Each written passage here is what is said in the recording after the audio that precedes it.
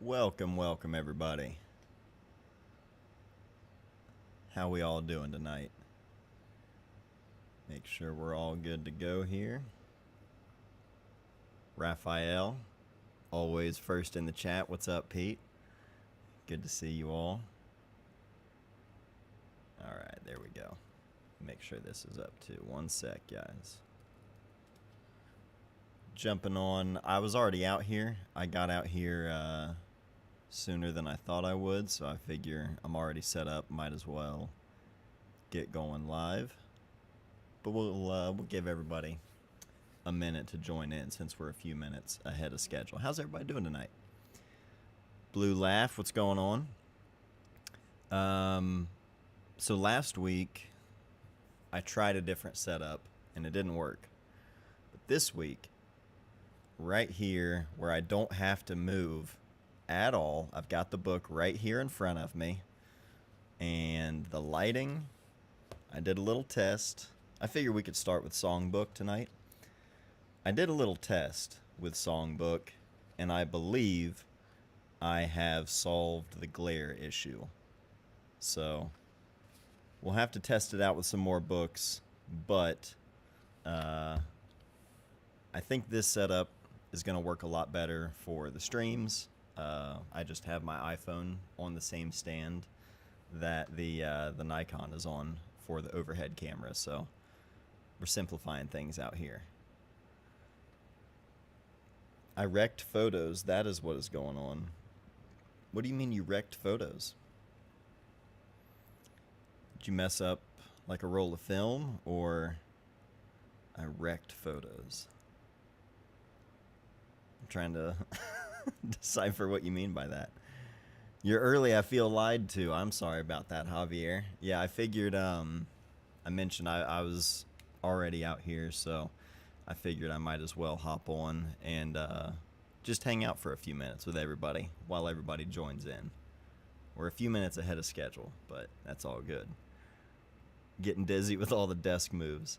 The nice thing is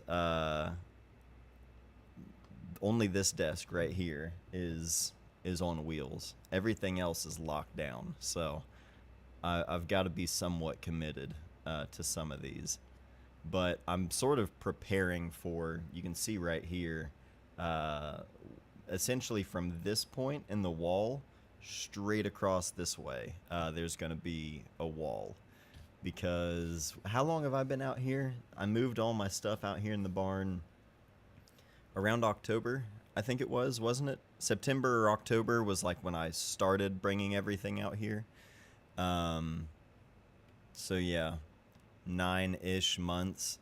And I think the wall that I initially changed my mind about right here to just to section off this area from like the golf cart and the lawnmower and the weed eater and, you know, all that stuff, all the family like storage stuff.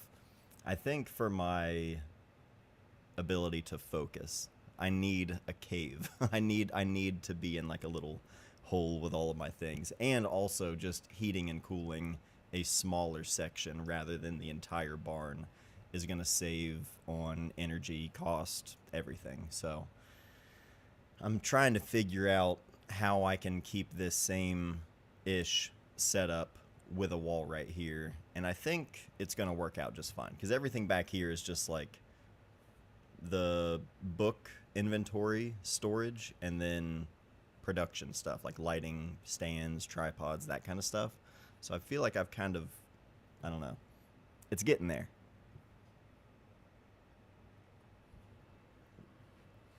Let's see.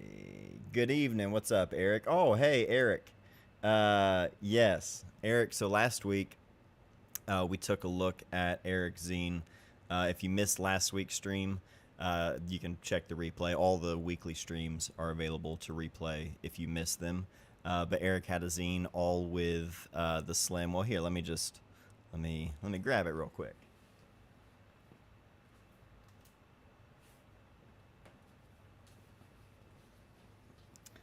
This right here. Ultra wide ineptitude. I don't know if the camera's gonna focus right there. But everything with the ultra wide Vivitar little amazing plastic point and shoot camera that you can see right here. I won't go too in depth with it because we checked it out last stream, but Eric is here in the chat right now, so big shout out to Eric for sending this in. We opened it up together last week on the stream. So yeah, big shout out to Eric for that. That was awesome. I didn't get to the post office today like I had planned on it.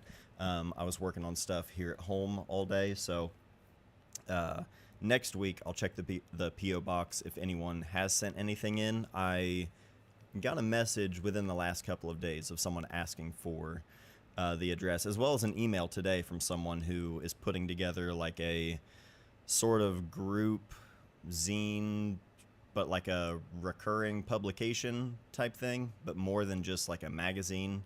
I don't know all the details just yet, but they reached out, said that I might be interested in checking it out. So I was like, yeah, if you want to send one over that we can check out on stream together. I gave him my P.O. box address. So if you or anyone, just for future reference, I guess, if you happen to be watching these streams and you want to send stuff in that we can check out together on stream, P.O. Box 2006, Chillicothe, Ohio 45601. We moved a few years ago, and now I'm so much closer to a much smaller post office that's literally like a quarter mile away, basically. However, I don't want to change my P.O. box address because I've had that one for like 10 years, and it's just established, and I've said it in videos, and I never know when people find the address, so I don't make it into downtown in Chillicothe as often as I used to, but I'll try to for next week. And yes, we are going to be taking a look at Alex Soth tonight. At least just to start off with, I'm open to suggestions or oh, here we go. Variable ND filter on a 24mm lens. I was using the ZF and the lens gave me this vignetting tunnel vision. Yeah, that's a bummer. To be honest, I have not had the greatest luck with many variable NDs that don't give me some sort of like cross effect or really bad, ugly vignetting, or just color shifts. I tried the Polar Pro Peter McKinnon one. That one gave me like green color shifts. What was the other one I tried? K&F Concept one actually isn't bad. It just, I'm not crazy about the it's like kind of a big kind of lens, and you can't really use or not lens, but lens filter like on the outside of it. It's kind of weird, but that one has given me probably the best image quality results.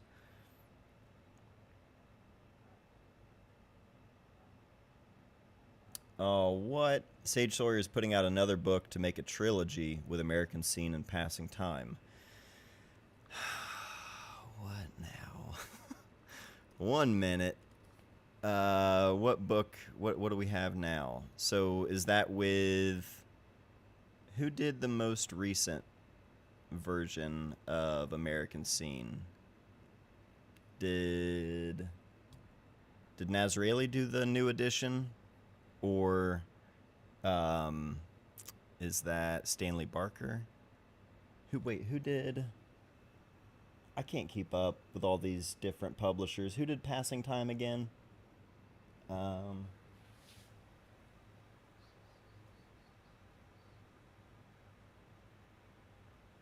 no. Passing Time was also Nazraeli, so she said so on the PhotoWorks podcast. Oh, okay. Dang, I haven't listened to that episode yet. That's a good podcast. I didn't know she did that one. Well, I'm going to pick that book up. There are a few books out, though, that I've been wanting to pick up that I haven't yet. Actually, this is a good time. Let's start taking a look at Songbook. This is a good time if anyone is interested in any books that you know I have that you might want to buy. Before I add any books to the shelves, I need to thin the herd. So I've already sold a few books to some friends. I put out a little thing on Instagram the other day just saying, hey, uh, now would be the time.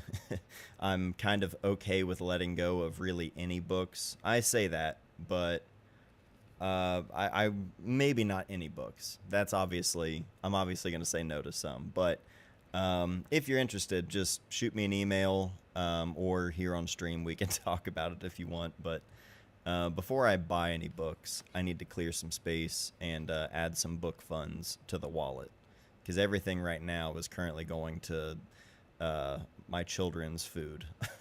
And the older they get, every trip to the grocery store is it's a little jarring. So I haven't bought any new books for a while.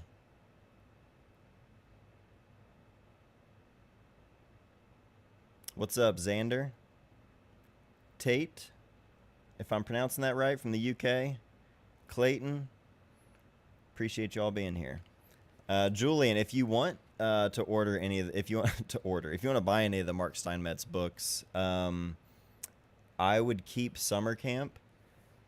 I think I think that might have been the premise in one of the videos I did on if I could only keep 10 photo books and I couldn't keep any like repeat artists. So out of all of them, I think back then I said Summer Camp would be the one I would keep. And I still think that's true.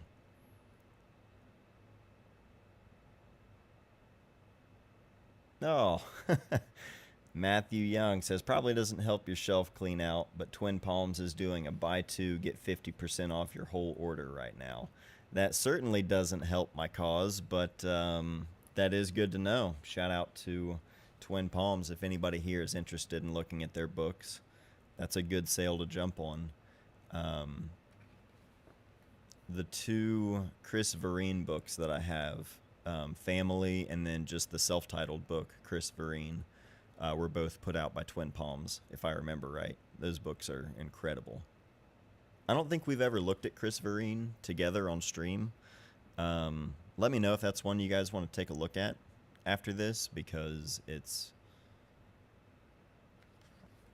two books. Family specifically has been one of those books that I've had for well over 10 years, and it still is just as good.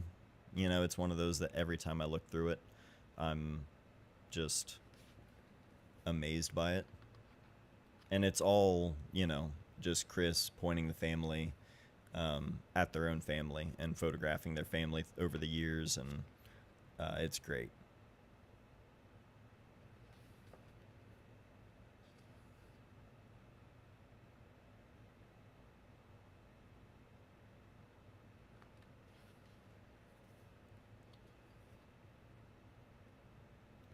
Clayton says, I'd like to start building a photo book collection. I have two books right now. I can't remember the names of them, and they're in storage till the new house is built. Start small. That's the way to do it. I'm sure I've talked about it before, but my like introduction to photo books was just whatever I saw at Barnes and Noble, because that was, you know, that was all I really like knew. And starting from there, you kind of just get a good foundation of I don't know, not like the best of the best, because there's so many people that have gone overlooked, continue to get overlooked, like people that I have no idea about, I'm sure. But you know, it's a good place to start, places like that. And then at the same time though, like finding small independent zines, that's also a good place to start, because it shows how accessible it can be. For the longest time, I thought like if I make anything with my work in a book form, it means I have done at least X amount of years of photography, and it's the best of the best. And if it's going to be a book, it's got to be like the, you know, treating it almost like a portfolio. And it's like, that's not, yes, you can make a book of just sort of your greatest hits, you know, but that's not the only form, you know, that photography can be viewed. I remember seeing someone share in a video basically like a lot of photo books they see are photos that aren't worth printing in a book. And it's like that's not the point. You're missing the point of what the book is serving to do. You know what I mean? It's not just about, hey, look, let me show someone my best photos, you know. And I think it's that idea doesn't translate to people right off the bat, or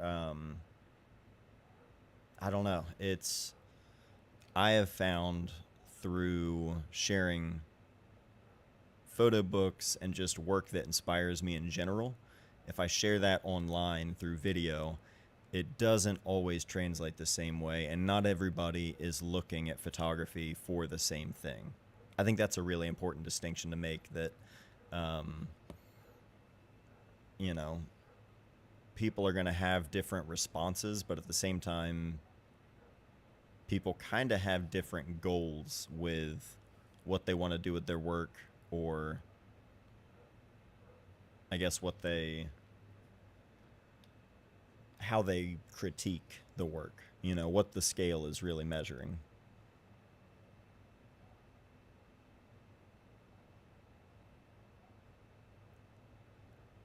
12 Acres is definitely one that's like at the top of my list.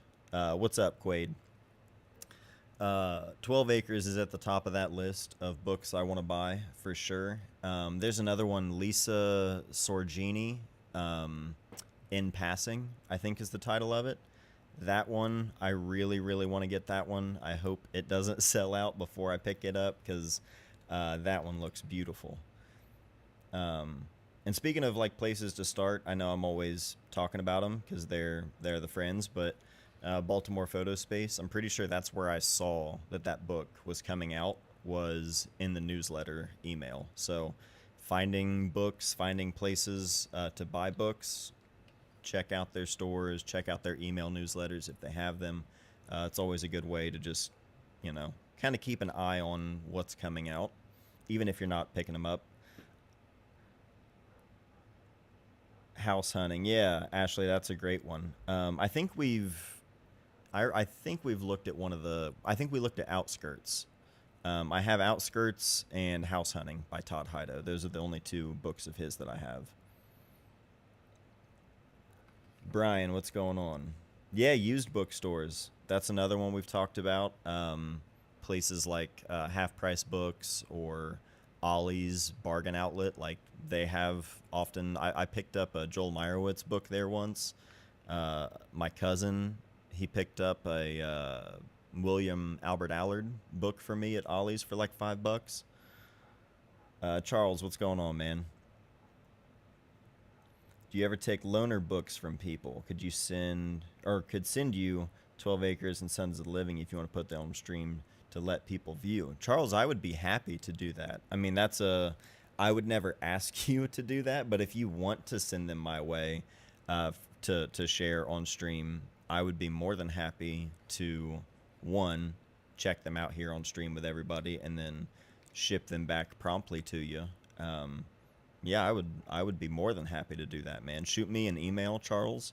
Or, I mean, if you want, you can just go ahead and send it to the P.O. Box. That's the safest way to do it. Just send it there. That way, even if I'm not home, you know what I mean? Like, they know me there. They always keep my packages safe, so. Matt, have you seen Dennis Hopper's Polaroids book? No, I haven't. That one sounds awesome. As a matter of fact, I've got one that reminds me, a book that my friend Rich gifted me, Found Polaroids by Kyler Zellini. I don't know if anyone is familiar with that one, but I'll grab that one here in just a sec. Benji, it is P.O. Box 2006. I'm going to put it here in the chat real quick. There you go. Let me move this back. Okay. But no, I don't know that one, Dennis Hopper's Polaroids book. So I'll have to check that out, Ashley. I appreciate that. But yeah, that reminds me of the Found Polaroids book. I really need to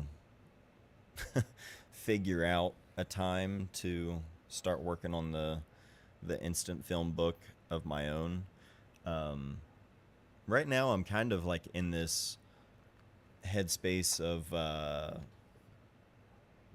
trying to like figure out what I want to work on next, because I feel like I have a few different options and a few different ideas of what I want to work on immediately. The paper mill project is like at the top of the list because I want to do something for that in terms of like, I don't know. I want to make something for the community, but I also don't want to just like close the chapter on it because I feel like I could continue working on that project even if the mill is closed. Like we're in the final, one of my best friends that works there says that his final day is August 10th, and so I believe that's the end of it. So once that's done, and the mill is officially shut down and no one is in there working, because right now it's not producing any paper, but there are still things that are being done. Once it's done, for sure, like, I don't know. I feel like I could absolutely continue, I guess, like spending time with some of the people that I've met. So I don't know. What's up, Alex? Good to see you. Oh, Benji, you don't need to do that. I appreciate that. But you don't need to do that, man. I appreciate that, though. Rob, good to see you. Nadav, how we doing? We are looking at Alex Soth's songbook. This is one of my favorites. All black and white work. I can't remember. I think this was all digital. Maybe digital medium format. I'm not sure, but if I remember hearing that correctly. If someone knows and I'm mistaken, let me know. Hassie with a digital back. Yeah, there you go. I was thinking it was one of those like the SLR medium formats before everything went mirrorless. No, Alex, you have. You may ask, and no, we haven't. No, we haven't chatted about Phoenix 200 yet, or 202, I should say. That was one of those things that I was like told about and offered some film, but knowing the amount of things that I'm doing right now and the amount of time I have dedicated to just go out and like test film, I just said, I appreciate the offer, but it's gonna just sit here unused. Full transparency, I still have my original roll of the first Harmon Phoenix that they sent me. Still haven't shot it. That's why I was like, I appreciate it, guys, but it's I guess we can talk about it. There's nothing bad. It's not like anything about them. I think Harmon and everyone at Harmon and Ilford and everything they're doing is amazing. I have just sort of lost any of my interest in like covering industry stuff, I guess, if that makes sense. Like new things coming out. Not that any new things coming out I won't like be interested in checking out or sharing my thoughts on, but the amount of things that I have just passed up on in the last, I mean, every year it just grows more and more where I'm like, that's exciting, that's awesome. If I feel compelled to share my thoughts, I'll tell everyone. But I don't know. It's one of those things that I don't feel like I'm going to add anything of value. Like, when I started the channel, there weren't that many photography or film photography specifically channels. And not that it's a bad thing that there are more, but that takes away for me some of the incentive to like, because I'm just like, I don't, there's not a need as much, because like there's already plenty of conversation and like better coverage and thorough testing of stuff like that. Like what people can do to go out and like test new rolls of film. I don't have the kind of like time or interest in some of the things to just go out and like test it out and be like, here's what I made with it. And I don't know why that is, like, because it's not, I'm not saying it's not hard, but it should be a no-brainer as to like, well, yeah, that'd be fun. But I think it's just being a dad. I think that's really all it is like, I've been on YouTube for so long that my time, my interests, the things I like really care about, and also just, yeah, like who I am, like percentage of me as photographer is like, at least in this season of my life, is such a small percentage because I'm just busy being a dad, and the other stuff isn't worth, like, even if it means not, you know, getting views or covering the things that people are talking about. It's like, I don't have that interest enough to even, I don't know, it's just not into it, I guess. I think it's exciting. All that to say, I feel like I'm rambling and I apologize. All that to say, I'm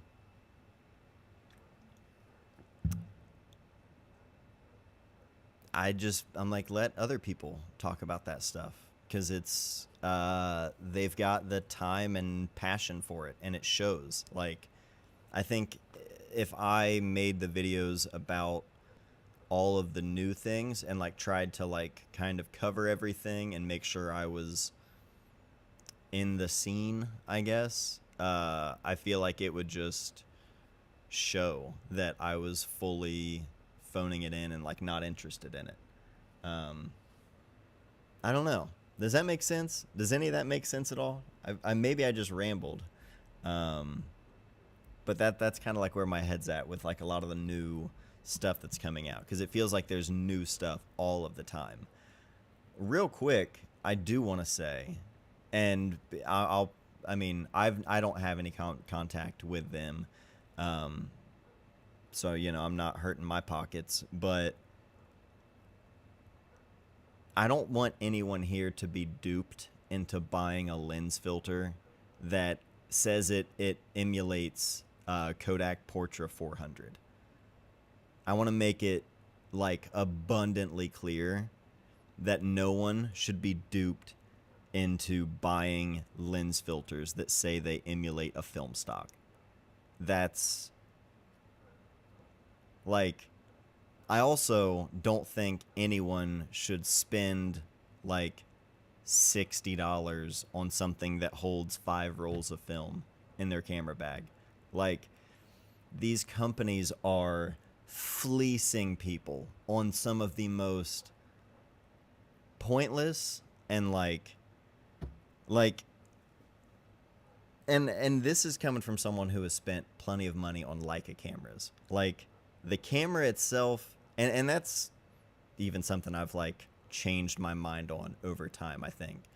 But a camera or a lens, whatever, but like the accessories, all of the just extra stuff that's like, hey, you need this too, you need this too, you need this too. Like, it's insane. And the people who attach their names to stuff and say it's the game changer and it's what you need, it's nuts, dude. Like, you can do so much with so little in photography, and keep it, you are better off keeping it as simple as possible. There's a lens filter. Someone says, never heard of a lens filter emulating a film stock. It's because that doesn't work like that at all. Like,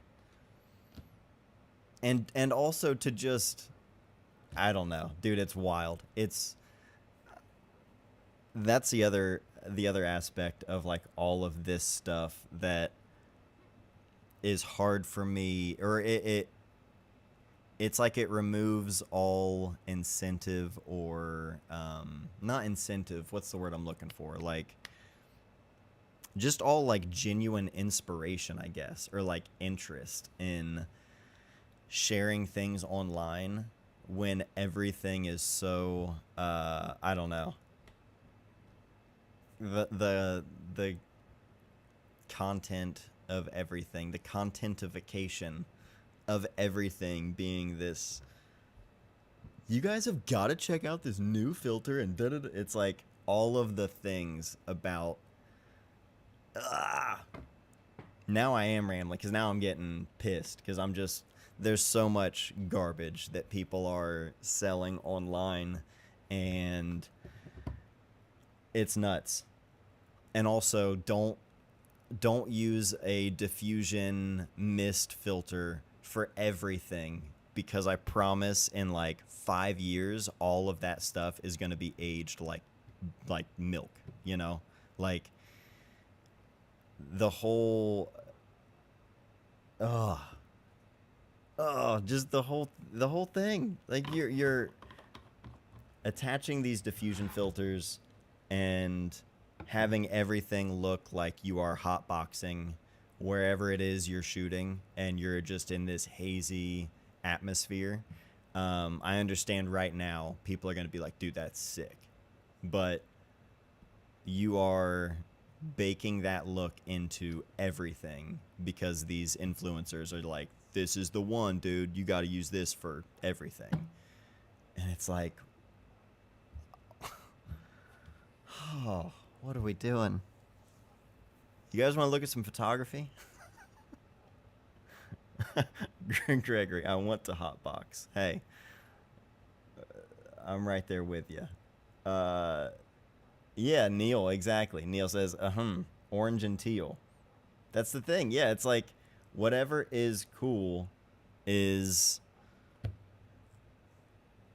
I don't know, dude. It's weird. It's so weird how, and everything online is like threads. Like I tried to use threads to like talk photography. And if you only engage with the people that you're specifically like following, it's a decent spot. But if you go to anything that's like just based on the algorithm and what is driving engagement, it's literally just people just engagement farming everywhere. That's all it is. And it's like, if it weren't for social media, I would still be focusing full time on wedding photography and portrait photography and just corporate gigs and doing that kind of stuff,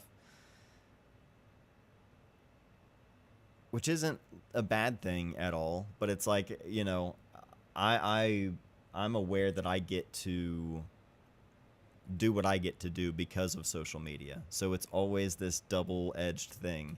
Um, because it's great, but at the same time, if I spend too much time looking at it these days because of what it's turned into, I'm like, I want to smash my phone and never look at another screen ever again. It's bad. A presets pack. Yeah, I'm gonna make a presets pack with. I mean that's the thing. It's like, do your thing. You know what I mean? It's not about people making a living. It's the way people sell themselves, or sell their thing as gospel, as like, you have to have this, it's a game changer, or um even just, yeah, the way people present themselves in that way as like being the shit. I know there's like a whole there's a whole demographic of people who are like, I look at that as confidence, and I see that as a positive thing. Like anything, you got to be somewhere in the middle. But I don't know. There's so many salesmen that picked up cameras once social media became a thing. Once social media became a means to an end where it was like you can make a living, I think that was incentive for a lot of people to pick up a camera that otherwise wouldn't have. And I think that's apparent. But I don't know. I saw one put his fave toothpaste on his Amazon page. Hey, if we're selling Kodak Portra 400 lens filters, then whatever. Let me know what your favorite bit of Colgate is.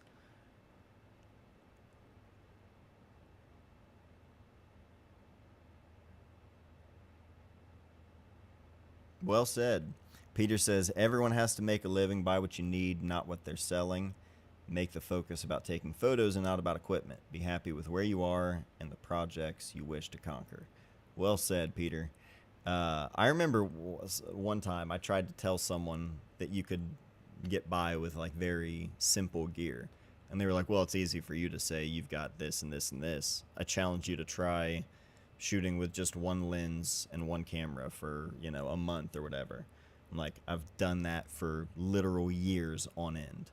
Like, people try to overcomplicate it when someone says things like that. When they say, like, you can get by with little, people immediately want to try to, well, but what if in this hypothetical, you know?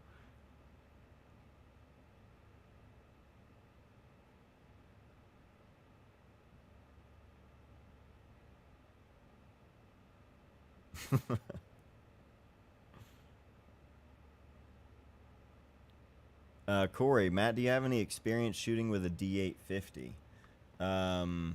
No. D800, D750, D700. Never the D850 though. But from everyone that I've talked to that has also shot with the Z8, they say the Z8 feels just like the D850 basically. That's actually, I'm gonna make a video just about the Z8 in general. Now that I've been using it for almost a full year. I started renting that one. That's about 10 months now, I guess. Yeah, 10 months. But I like the fact that it feels like a big, chunky DSLR. And I've been carrying that with me, like, everywhere lately.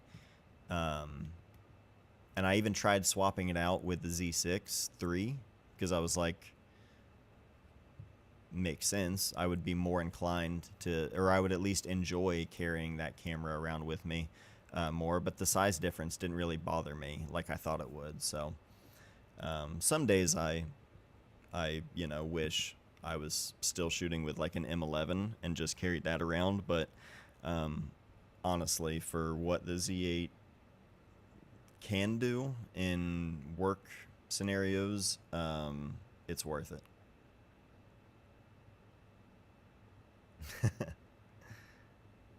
Oh wait, Clayton, you're picking up oh okay.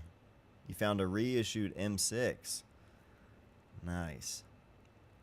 Yeah, I haven't shot with my M6 in a few weeks. Neil says I have the 750, 850, and the Z8. I adore my 750 and 850. Shooting those two is a very similar experience. Z8 feels like a spaceship, total departure, to me at least. Yeah, I mean, going from an SLR of any kind, a DSLR, to a mirrorless, not recently, it was like a year ago, but I hadn't picked up a full frame DSLR in years, and Pioneer, or it was the board of DD that I was visiting. They have a D800 just as like the camera for that department for if they need it. And I hadn't picked up a D800 in like probably 12 years. And that was a camera I got. That was my first, I think, yeah, that was my first full frame DSLR, which I got in 2012 or 2011. 2011, I think, was when that came out. 2010 or 2011, maybe.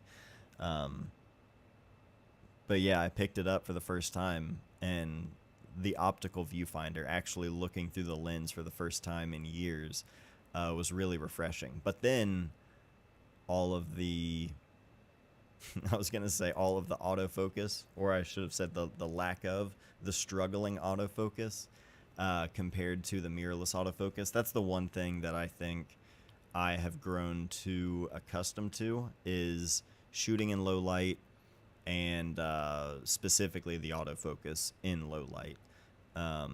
Mirrorless has just gotten so good. Still doesn't feel as good as using an optical viewfinder, though. Corey, the M11 got sold. I don't know how long ago, but it was a while. Like a year? Probably a year, at least. Charlie, I have Skin and Grove, the Chris Killett book, but that's the only one I have. We've looked at that one before on stream. That one's great. Hell yeah, Sean says picked up a Yashica Mat 124G from Facebook Marketplace locally. Julian, I've been hearing some photographers use the term lyric photography. Do you know exactly what that means? And if not, what does it mean to you?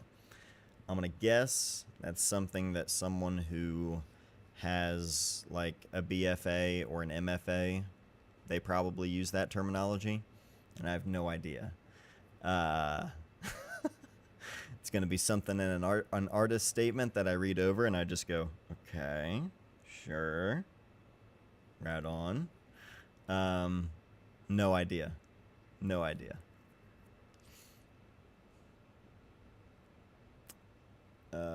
Just getting burnt out on my digital, and acquiring a 500C reignited my enjoyment for shooting, so an M6 seemed like a good 35mm choice to shoot with it. Hey, that's a perfect combo. Absolutely. If we're looking at some books today, was there something else, Vinny? Did I miss? I'm trying to read if that was like the first, or if you're following up. I was about to grab the Polaroid book. I'd gotten rid of my medium format setup because I was mostly shooting digital 35. Yep, that's the way to do it. Here, let's grab, let me move this.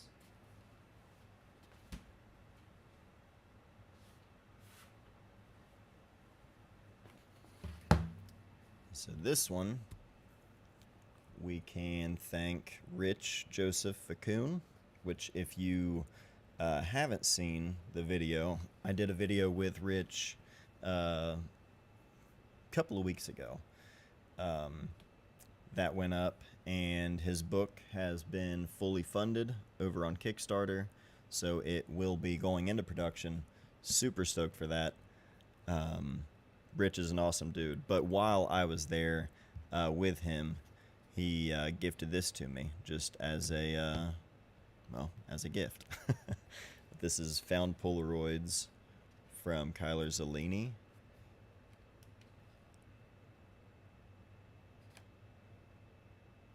Nadav, I don't own any Steve McCurry's work. And to be honest with you, I don't have a ton of familiarity. Like, I know the hits, you know, I know the work that everyone has seen of his, but I've never really done a deep dive on just on Steve McCurry. Try to zoom this in here. So, if I remember right, the writing in here, it's all just sort of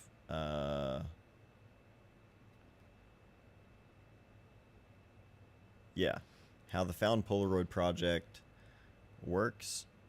You visit the project online at foundpolaroids.com, and then you write a 250 to 350 word story, and then you submit that.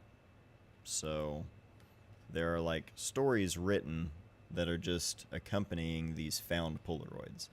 So they're not directly, you know, it's not actual stories from these things. They're all fictional stories But it's a fun exercise, again, in kind of showing when you're looking at book form and you're thinking of ideas and things you want to do with your own work, um, you don't have to just think of it as put the pictures on a blank page and that's it, you know?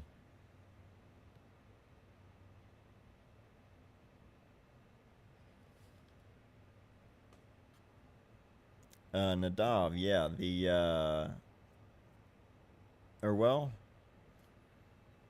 I had a Joel Meyerowitz book on called Aftermath that was on the 9/11 grounds.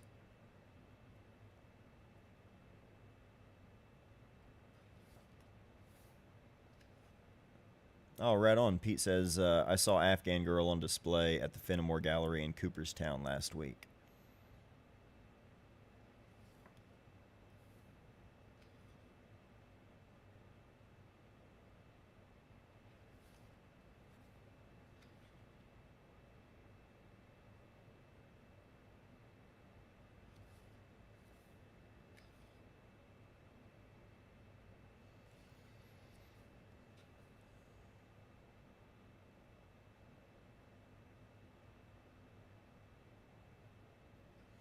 Vinny, sorry, I'm reading comments here as I'm flipping through this. I don't have any Greg Girard, unfortunately.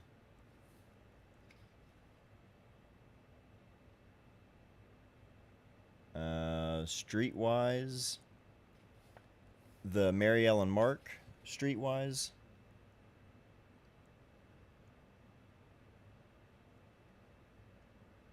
Hey Nadav, thanks for hanging.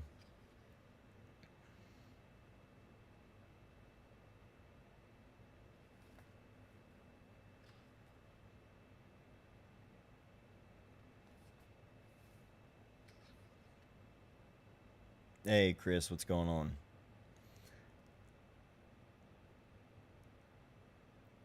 There you go, Rob.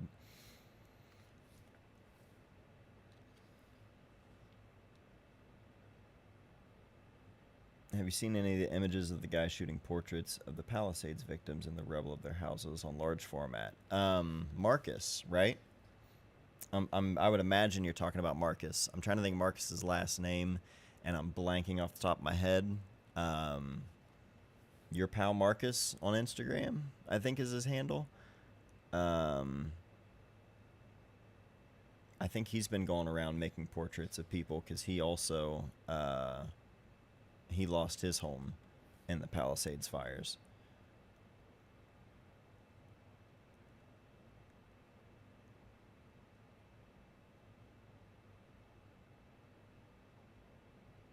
Ian, do you ever feel too tired to properly consume a photo book? Been happening to me lately. Yes, I know exactly what you mean. Sometimes I will get a book that I know I'm going to enjoy, and I will hold off on opening it and digging into it until I know I'm like in the right headspace to sit down and like properly consume, interact with, like actually consume it, you know, not just look at it as a photo that was made, you know, or individual photos that were made. Looking at photos just like passively flipping through, being like, okay, okay, you know what I mean? Like sometimes you're just not in the right headspace for some work. So I definitely get that. And I don't, you know, I don't push it. I try to just let myself pick up a book when I actually feel compelled to, and not just, you know, trying to force feed it.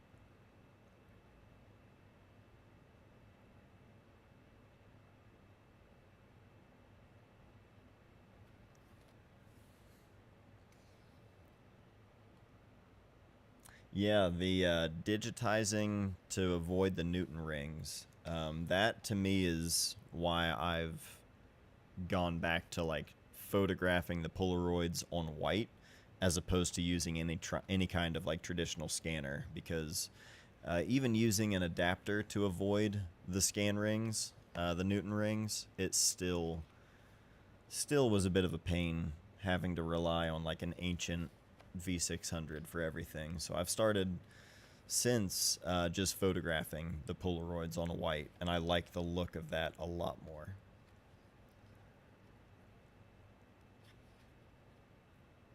Javier asks, is there a book you would go to because you're not in a good mood? That's a good question. I mean, typically my answer would be Dogs, because that's just such a, a feel-good type of book. It's what I love about it. Who doesn't love pictures of dogs? So I would probably say that one. There are books like that that are more, popcorn photos. They're pretty pictures. It's stuff that it's not necessarily work that I'm going to feel moved by, or it's going to challenge me in any way or get me thinking about things. I mean, visually, some of those photos are incredible and complex and seemingly impossible to just happen. Like, there's some really amazing photos in that book, but at the same time, they're fun, they're lighthearted, and it's good for stuff like that when you need it.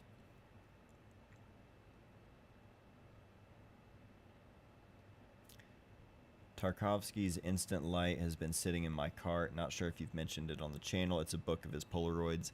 That's one that I don't have. I've seen people talk about that one. There's another one, specifically of instant film, and I'm blanking on his name. The Ice Plant put it out, maybe? Is it Jason Fulford? Does Jason Fulford have a book? I feel like I looked at the book that I'm thinking of at Brooklyn Film Camera, and it might be Jason Fulford. If anyone knows, let me look it up real quick.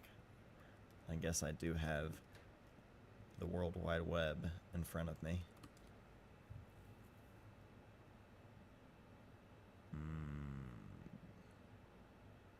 No, that's not it.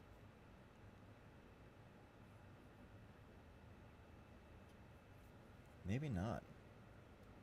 Who? Mike Slack.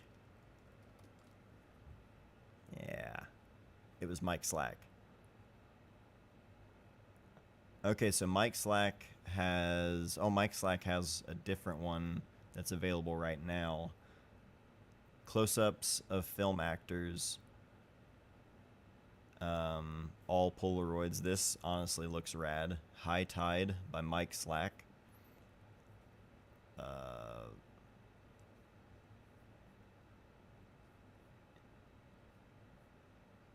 Yeah, a lot of these pyramids. Maybe that was the one I looked at. Pyramids by Mike Slack. I don't know. It was great, though. All these look great.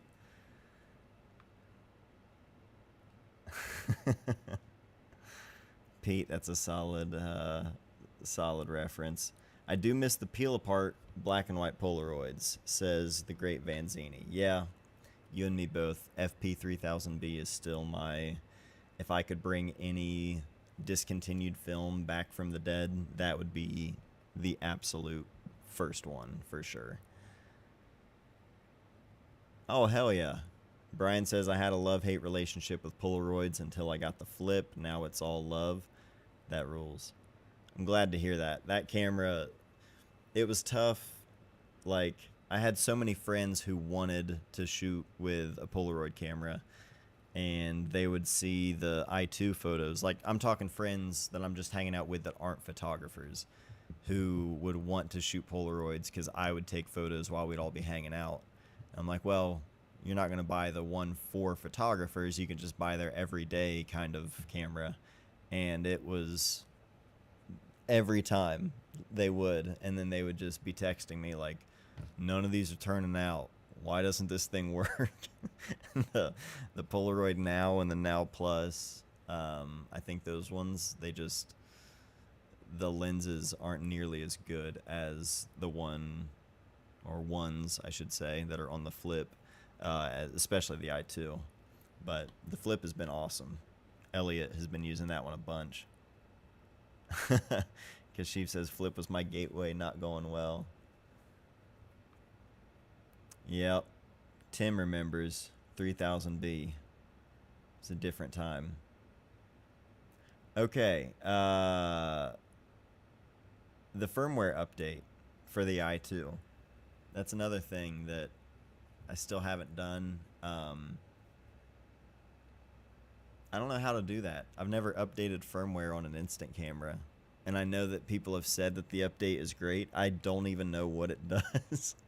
But I know everyone's like, you should do it because it's great. But I haven't had any like issues with my i2, so I'm like, well, what does it do? I don't know. But maybe I will. I did update the firmware on my Nikon, my Z8. That camera has done that camera has continued to get firmware updates, which is nice. Oh man. Rob said, had a Polaroid back for my 4x5. Had a love-hate relationship with it. The emulsion always got messed up. I never had the 4x5 instant film back, but I think it was called a Polaroid, was it a 405 back? It was like a Graflock attachment style back, but it just shot the standard 3 1/4 by 4 1/4 pack film. So you had to kind of compose with, just the very center of the ground glass on a 4x5, but I remember using that from time to time, but I just always enjoyed using the cameras because I've never liked 4x5 or large format cameras to begin with. I shouldn't say I've never liked them. They're fun to use, but I can't dilly-dally with a tripod for that long. Just put the camera in my hand. Oh, nice. That's good to know, Jim. I did read that the new firmware, people were having issues with some third-party lenses. Looks like they've already addressed that. That's good. I just want all of the backs for the 500C. Yeah, I don't know that I ever had a Polaroid back for my Hasselblad. I did for my RB and my RZ, and I used to use those quite a bit, but I can't remember. Okay, so just the app. Easy enough. All right, I'll update my firmware on my Polaroid camera. What the hell world are we living in? What year is it? Oh, a Holga instant back? Is that what you're saying? A Holga instant back would be sick. I think it was earlier today, actually. I came across some old prints from college, and there was some pinhole Holga, panoramic prints in there. Yeah, Nons has an instant back for the Hassie, but it's sideways. I do remember seeing that one. Sean, I don't really have any thoughts on the Fuji GA645s. I've never used one, that's why I don't have any thoughts on it. I know I wanted to buy one at one point because I wanted to buy every camera. But if you like 645, if you compose vertically a lot, because it has a vertical viewfinder, so to shoot landscape orientation, you're going to need to turn the camera 90 degrees. Not a big deal, but just a thing if you didn't know that already. Yeah, I mean, I personally never used a ton of 645 cameras. I had a Mamiya 645 that I used for portrait jobs because I could get more shots per roll. But I mean, yeah, they're a camera, like all the other ones out there. It just depends on the price these days, honestly. Like everything, the prices are. I don't even know what is a fair price anymore for most cameras because it's been so long since I've like actively shopped for a new camera or a film camera, I guess. Like, yeah, aside from like just a relatively like more entry level cameras. I haven't a lot of the like more expensive stuff, I guess. And I know some of those digital ones that can't be repaired. I don't know. They're a little more sought after. At least some of them are. Some of the electronic cameras.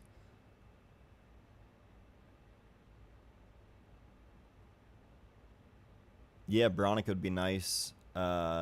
Jorge says a Bronica would be nice too, since they're a little bit nicer on the wallet. Absolutely. Something like that. Mamiya 645. Bronica is definitely going to be a more affordable option, though. There's always good. I mean, there's always like most cameras out there. If you've heard people talk about it and use it, it's going to be just fine. Most of the people using these cameras nowadays are just like, we're all just using them for fun. And back in the day, they were the cameras that like professionals were using for the professional work. So they're good enough for like everything, pretty much, that most of us are using it for, at least. Um, but I mentioned some prints. I wanted to share some of these. So the giant roll of paper from the last roll that they made in Chillicothe, I've been cutting down into these 8x10 sheets and just cutting them out individually and making sheets to make prints from. And it's this yellow tinted paper. So far I've only tried printing black and white images, and it's just like thin copy paper. It's not meant for this, but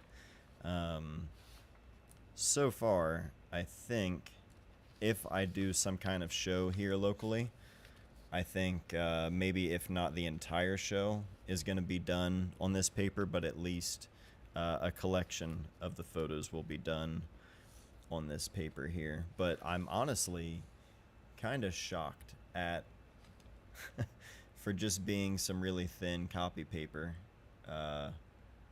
Looks pretty nice. I like the way it looks, and I like the yellow post-it note kind of feel to it.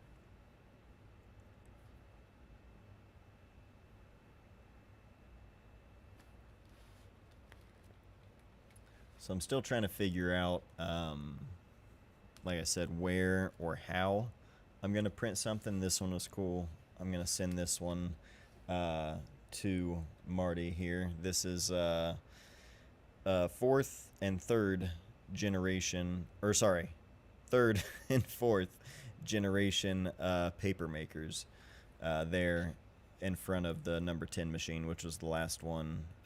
This roll right here that you see in the background, that was still in production and being rolled up. This paper that it's printed on came from this roll back here that was ripped off when it was finished. So really, really cool just to be able to like make a small amount of prints. I mean, I say a small amount. I think I have, yeah, back here you can see, and some of them, like, I'm not wasting any of it. So even if it's like got creases and folds in there, it's fair game. And I've made a decent little stack here that I've been working from, but want to try to make as many prints on the actual paper from the last roll that was there as I can. So we'll see. I'm going to try to keep working on this, make as many as I can, and then see about getting together some kind of like local show here in Chillicothe. If I do, I'll be sure to share it. If anyone here is like relatively close and would want to come out to something like that, The last two times I've had shows here locally, um, I've had people from different states coming out to see it, which was super cool. So uh, I really want to try and get some kind of like just meet up in general, not just the show. Um, really want to try and get some kind of meetup to happen at some point. We'll see. 3-ish hours away. Hell yeah, Clayton. Not bad if you're willing. Appreciate that, Seth. It's yeah, you too, Rob, Tim, Pete. Appreciate that. Yeah, it's I don't know. I want to try and make something soon in terms of like a zine or book or something, so that people, because I've had emails from people who people I met and people who knew that I was there at the mill taking photos, and I know a lot of people here in the community are excited to see them. So I want to make something relatively soon, but the photographer in me, or at least just like how I like to work on things, I'm also like, pump the brakes, don't rush this. Like, you can only do this once, you know what I mean? At least sharing them and giving them back to the community. I can only do that first, like for the first time once. So it's like I want to do it in the right way, in like a way that people just in a good way, I guess. You know what I mean? Like, I don't want to half-ass anything. I don't want anything to be I want the quality to be there, and I want to feel good about it. So I'm trying to finish that up. That's what I've been mostly working on over the last couple of weeks. That and watching the circus on the news. That's also something that I can't pull my eyes away from. Oh my God.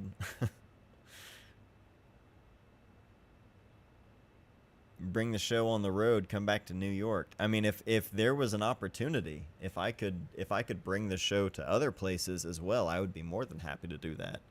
I'm just thinking the only people who really want to see this are going to be the people who know of the paper mill. At least that's who the photos were made for, first and foremost. So, but that would be cool.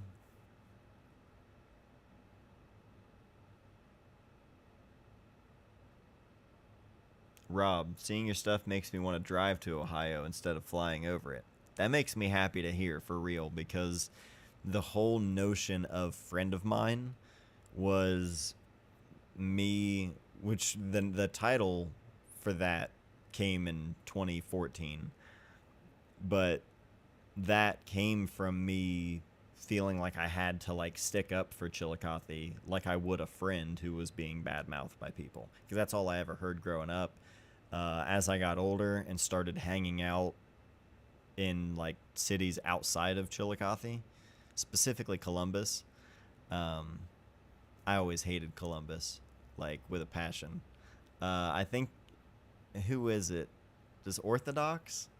I think that's who it was. Uh, Mike White, I think it was. A friend of a friend, really. He posted their band has shirts that say Columbus hates you too. Or was it? Or wait, no. It wouldn't have been Orthodox. Mike's in that one. It might have been his other band. That would make more sense. Anyway, they're you know, some band. They're from Columbus, and the shirt says Columbus hates you too, because a lot of people hate Columbus. It just is what it is. But every time I would be up in Columbus, often I would hear from people just talking about Chillicothe, and they would just immediately start, you know, running their mouth about it. While I always loved this town, and like growing up here, I always loved it. And now there's like a lot more going on locally, and so there's this sense of like local pride, and like people have shirts that say Chillicothe and like have Chillicothe things, you know, like, which is great. But for a long time, it was just like constantly being shit on, and that mentality of like showing people literally what I saw in it, you know, because people would always be like, "Oh, I love this photo. Where'd you take this?" I'm like, "I took it about a mile down the road, you know, from where you live, the place that you say sucks and that you want to get away from." Like that put a big, I think, just like a chip on my shoulder in a way with photography, where it was a, you know, it was a direct response to that kind of mentality, I guess, you know, that people had about this area. Can you put that video of the show you did at the brewery back up? So I genuinely, Pete, if I can find that, I will, or find out a way. I don't know what happened to that. I don't remember removing that video, but someone else mentioned that. They were like, "You did that show in Jackson," and they mentioned something about it, and I was like, "Well, yeah, you can still see the photos in the video," and they were like, "It's not on there." And then I went and looked, and it's not on there either. But I did photos. I mean, if I could try to explain the process again, because that came about really not quickly, but it was a relatively quick turnaround. The brewery wanted photos, or they wanted to do a show initially, and we were going to do photos from a friend of mine, because I had put that book out the year before, and I was like, let's do something different, because I just showed all these pictures, and that's when we had the idea of like doing all new stuff in Jackson, because I hadn't really been that familiar with Jackson, Ohio by myself. It's 30 minutes, you know, east of here, so it's just down the road, but I didn't spend a ton of time there outside of taking photos of like other bands that I knew. And yeah, I kind of treated it the same way I would roaming around in Chillicothe, but Tony Long, a guy down in Tennessee, I think around Knoxville, Tweak Imaging. He's got a lab down there, or at least he did. I haven't talked to Tony in years. I hate that because he's an awesome dude, but you get busy and you don't get to keep up with people as much as you used to. But yeah, Tony printed all of that and mounted it on Gator board. So the photos weren't printed and framed, and they weren't just flat prints. They were printed and then mounted directly onto this Gator board, kind of like a foam board, but we used that and then some kind of little adhesives on the back and then just stuck it to the wall, so they kind of floated out a little bit. But I liked the way that looked for a show. Tony's great. Now I want to call Tony and just check in on him, see how he's doing. Atmosphere Always Coming Back Home to You. Good song about that. I'll look into that, Jorge. Grew up in a place called Hoosick Falls. That's an amazing town name, Hoosick. It was an old mill town that's, let's just say, not pretty, but I think it's a great place with a lot of history. I mean, that's just like Chillicothe. People would always look at me and say, "What are you doing? Like, why are you taking photos of this?" You know? Even when I was at the mill, I had most people were like, they got it and they understood why I was doing it, you know? But there were some people who were like, "I don't want to look at this shit anymore." There was one guy who was like, "I've been looking at this machine for 29 years. I don't need to look at it anymore." I was like, fair enough. I'm not going to try and tell you otherwise on that. Seth, you're probably already gone. I'm just now seeing that, but thanks for hanging, man.